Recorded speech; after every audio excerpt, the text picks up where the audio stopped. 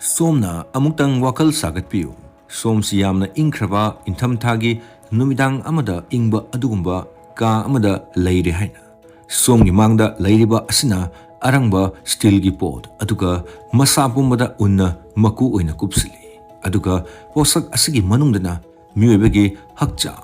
machi lengdan leiriba adugumlaba matam kyadagi phamjinduna leiraklaba hakcha.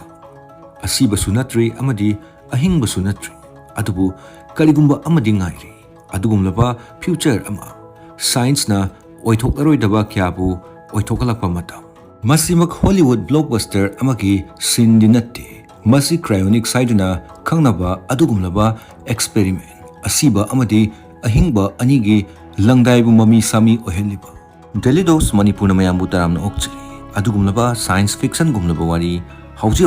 aikhoigi mangda thoklaba Matou Karamna Cryonics haiba technology asina asiba haksang amabu hingathangadawriba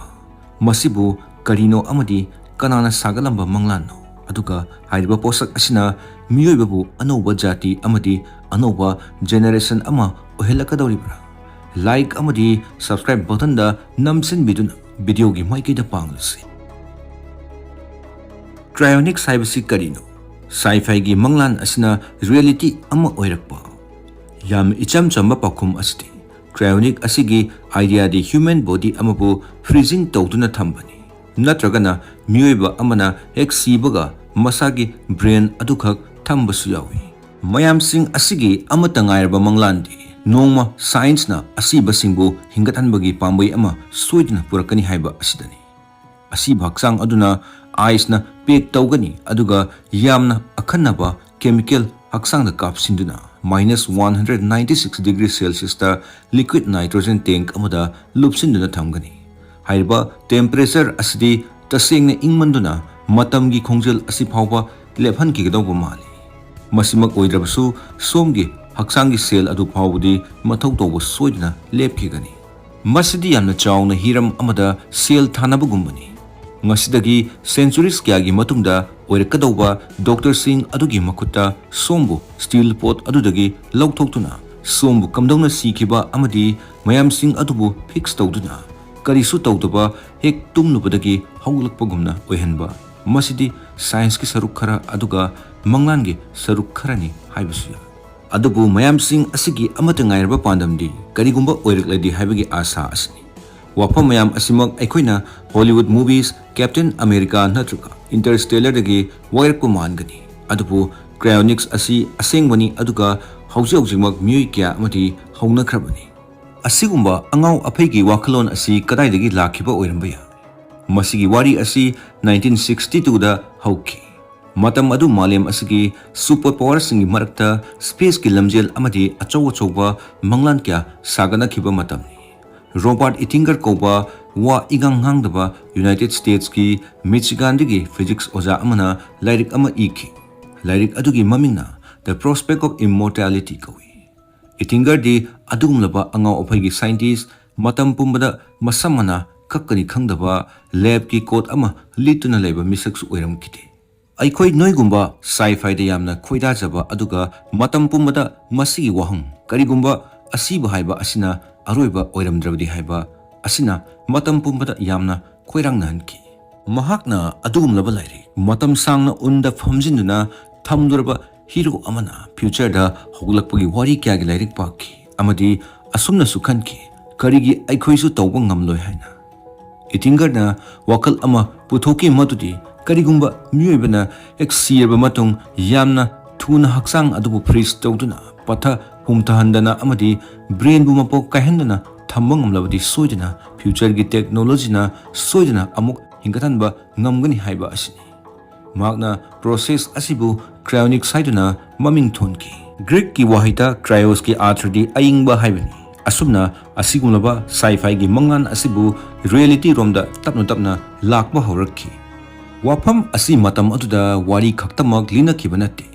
Chahi mangagi matungda 1967 da Cryonics ki ahanba step adu lauki. Somna mangda uribasi psychology professor James Bedford masa asi kidney cancer naki. Mahakna sikiba matamda maki imung manungna phumkiti.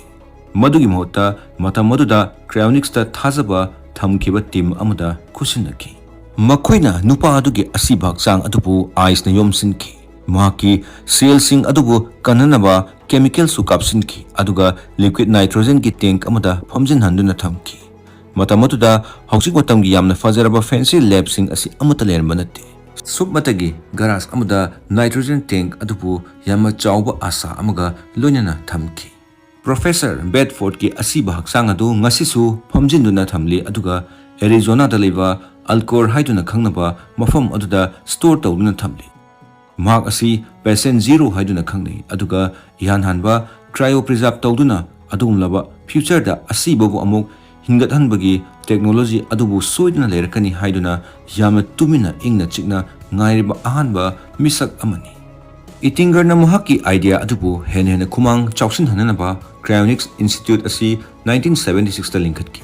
aduga muhakna 2011 da sikiba matamda masagi haksang adusu freeze tawduna thamki Aduna, father of Cryonics ni hainariba Robert Ittinger gi haksang asisu tunggalakpa yariba technology adubu time traveler amagumna ngairi. Hauji Cryonics asida kana na de maming chanakraba. Video asna makatarakpada amuk khangminasi. Aduna haujiti somsu thasabiramnagani. Cryonics haibasi theory khak oidre haiba asi. Hauji maki oina malem asigi mioi chawnga rongi asibakjang sing adu frozen tank manungda thamni.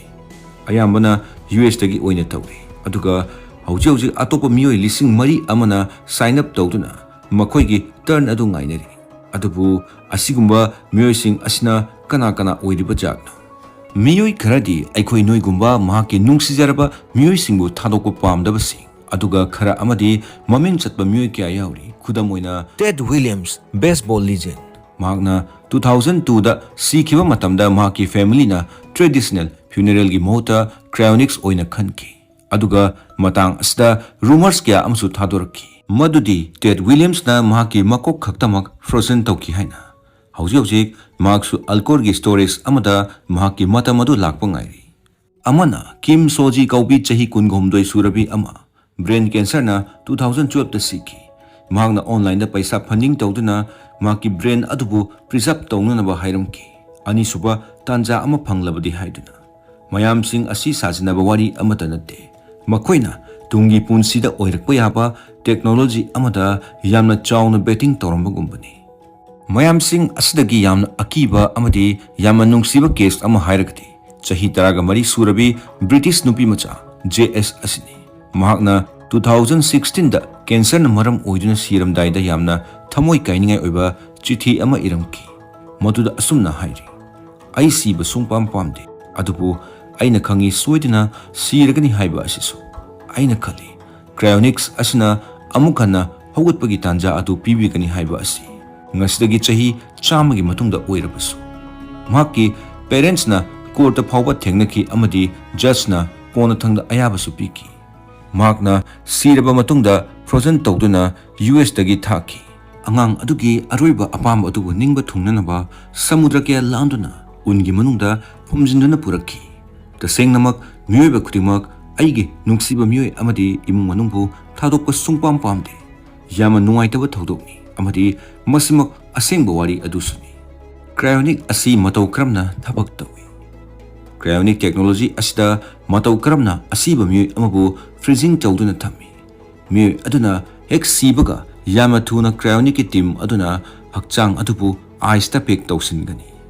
laikya sin aduna hakchangda I chelhanduna thamgani aduga hidak makhal kya brain bu protect tawnanaba kapsingani masigi matungda hakchangda yawriba I sing adu chumthoktuna cryoprotectant kauba chemical amana mahut silangani masi human antifreeze ni haina ekoina haibi masina miobegi hakchanggi cell sing adubu protect tawgani process ase gloibaga asi bakchang adubu liquid nitrogen gi -196 degrees Celsius ingba tank amada tingduna thamgani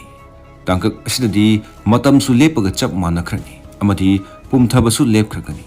aduga mafam asida sci-fi film amagumna asi baksang kyana makhoigi hingatpagi matamatu ngaiduna leigani khwaidagi maru oiba amana miobegi brain asni Cryonics team na asumna khali madudi karigumba asiba mioi amagi brain adubu kanma ngamlabadi haibadi memories amadi misak adugi personality adubu kanma ngamlabadi future gi technology amana lemhoriba haksang adudi sema ngamkhiba yai natragana anauba atopa haksang amana natragana computer gi simulation ama oiribasu sinkhiba yai masidi aikhoi gi wakal asibu cloud ta upload tawbugumani adubu Cryonics asidadi aikhoi gi brain asigi phibam kaihandana checkina freeze tawduna thambani alcohol gumba company amadi Cryonics Institute asina haukiba chahi kya asida myuebagi hakchangbu karamna checksina freeze tawduna thamgani haiba hiram asida thijinduna lakhi makoina vitrification haiba process amakak sinari haiba process asida myuebagi tissue sing asibu ice olhanbagi mahota glass kumna onthokduna cell singbu karisu sokandana thamli masimak loina perfect oire haiba makti yadri adubu nong hiram asida chawkhalakpadi leptri haujuk phawgi oinadi technology asina asiba myoi amata hingathanba ngamdri masidi haujumaki oinadi one way ticket amangumani haibi yai miyamna yamna khangba pamniba wahang amati haiba Cryonics asina asiba myoi amabu amuk hingathanba oithokpa yabra haiba asini wafam asidi scientist singsu saruk ani thokle nakan amadana yamna thajagandaba scientist sing lairi makoina hairi karigumba myoi amana siba haibisi amukhana hingathanba yaro haiba asini freezing tawbana haksang budi kanba ngamba yai adubu brain na kamdauba karigumba brain da oxygen minute khara phangdabada adum loire masidi tokro hauji phawda aikoina asiba frozen fish ama phawba hingathanba ngamba natri aduga freezing tawbada kaitharaba cell sing adusu semgatpada yamna aruwa amasu oigani karigumba ngamle hainisu khallasi matamaduda somsi hanagi misak adumak oigadra natraga copy ama oigadawribra atopa nakan amadana manglanda tawriba scientist makoina hairi amukta ngaibiko science ki khongjel asisu yamna thuna honglagi makoina vitrification process sinaduna uchi gi brain bu tangkhai taaduna freeze tawduna thamlaba matungda amuk hingalanki amuksu myebana worms amadi embryo sing karabna deep freeze ta hingalanki ba khwaidagi yamna asa leba technology ama hairagadi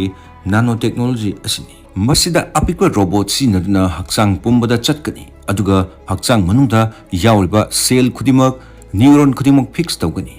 masigi sumatakta artificial intelligence amadi regenerative medicine lairi masida anova organ semgatpa natragana anova haksang amasu semlakpa yana lairibani masida kahena aikoina ngakningai oite amuktang khanbi karigumba amukhana ngasidagi chahi kya gi matung khudam oina 2150 hairasi cancer su cure tormaba hakchang su hena phagalamnaba aduga wakal su hanagumna leirmaba tasengna masi oithokpa matam yamna kuini changba yai adubu asigumba oithoktaba kya amabu oithokhanba asini science haiba asi haujik mak achawgam hanglan ama amu myuibana tawba yai karigumba Cryonics asina asiba khak chit tawnaba oiramdrabadi karigumba anauba ira natraga generation amagi ticket oirambasu yari masima khanba yai Mars khongchat ki damak astronaut singbu frozen tawhanba aduga chahi kya gi matungda red planet asigi colony amada hogalakpa natragana anauba generation amabu pura frozen tawduna hojik tawriba lan natraga disaster kya amabu samjin handuna atopa aikoina amuktasu imagine tawdriba mafam amada hogalak Cryonics asina aikoibu time traveler amagumna ohilakpasu yari masida time machine sinabagi wabudi natri masida darkar legedoriba asidi nitrogen gi tank aduni Europe ta leiba tomorrow biostasis kauba company amana hairba wafam asda khanabasu haukrabani makoina ngasi amadi lakadoriba matam asigi marakta thong ama saduna miyoi amagi hanusanba asibu optional ama ohenduna asibu matam khara ngaihenduna thamba asni tasengnamak masina miyoiba amabu sungsi seloi haiba makti natte adubu masigi mawong amani haina aikoina lawbi yai adugumlaba miyoi kanglop matam sangna hingduna leibamak natrabasu aikoina apama matam adubu frozen tawduna thamlaga yohaningu matam aduda chatpa asini hauji oina Cryonic facility asta maming chanabagi damakta somgi apama plan adugi matungina 30,000 dagi $2 lakh fawba oiri adubu asiba amabu amuk hingathangani haibagi chap chaba guarantee adudi leiba natri adubu myoi kharadi amuk halakigani haibagi asa aduda ngainari Cryonics ki founder Robert Ittinger, James Bedford, afauba baseball player Ted Williams, chahi taraga marika ngairibi JS amadi Kim Soji makoi loinamak ngainari. Makoi loinamak amuk hinglakigani natraga oithoktabani haiba asidi lakadawriba matamna soidina taglagani. Haujiki oinadi Cryonics asidi adugumlaba phomjinduna leiriba achauba wahang ama oiduna manglan amada thapli. Somna kari khanbibagi somsu haiba Cryonics asida thasaba thambibra soidina comment section da comment tawsinbira. Video asibu enjoy tawbirabadi soidina like, share amadi channel asida subscribe tawsinbiramba kawbiranganu. Mathangi video da mu thengnarasi.